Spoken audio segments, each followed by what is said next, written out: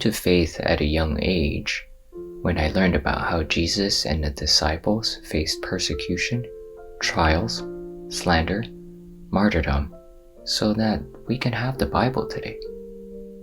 That night, I devoted my life to Christ and cried myself to sleep asking how God would show so much love to a sinner like me. As I got older, I kept those things in mind and carried out my life of faith to the best of my ability. I led Bible studies, immersed myself in sermons and commentaries, and went on mission trips to grow closer to God. But for some reason, the more I sought after God, the less I understood God. I started to ask many questions to my pastors, but the response I got would be, "Just have faith. Why ask so many questions? You can ask God when you see Him in heaven." So I went to the books and theologians for answers, but I would be left even more confused. With every question I asked that got deferred, I grew more and more tired and disheartened.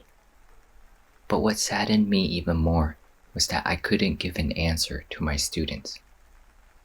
Just have faith wasn't sufficient to people who lost all hope in God.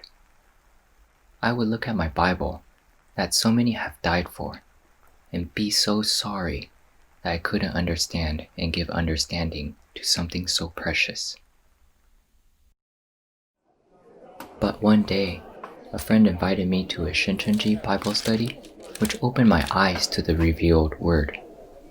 I was amazed at how they were able to answer my questions through not just one verse, but with the entire Bible. I was finally able to reason through the scriptures and understand why the believers in the past would die for these words. I was overjoyed. I thought that was something everyone should know. Unfortunately, I came to realize that not everyone sees Shincheonji in the same way. Although I was happy to be growing in my life of faith, many people found it weird that I would invest so much time learning the Bible and thought that I was being manipulated and forced to join the church.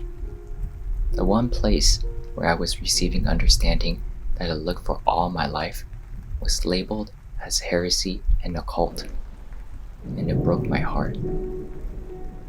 Despite this, I continued my studies and my understanding and faith grew tremendously. I was able to see that the claims people made against Shincheonji were simply not true. We don't worship our pastor or ever teach that he's the second coming Jesus because it's not according to the scriptures. The leaders and members are not brainwashed, nor are the people forced to stay. All they want to do is carry out their life of faith according to the Bible and help others do so as well. I know many members who have been slandered, spat at, even forcibly locked up in a room by their own family until they deny their faith.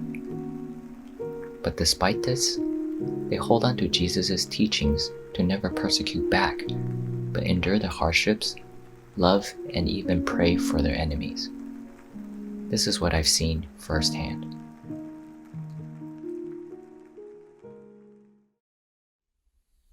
I believe Shincheonji is where that truth is being taught, and its members are carrying out their faith accordingly, despite what the world may say about them. Today, I reflect back on the night when I first believed, and I'm brought to tears again, now being able to understand the meaning of the words they wanted us to receive.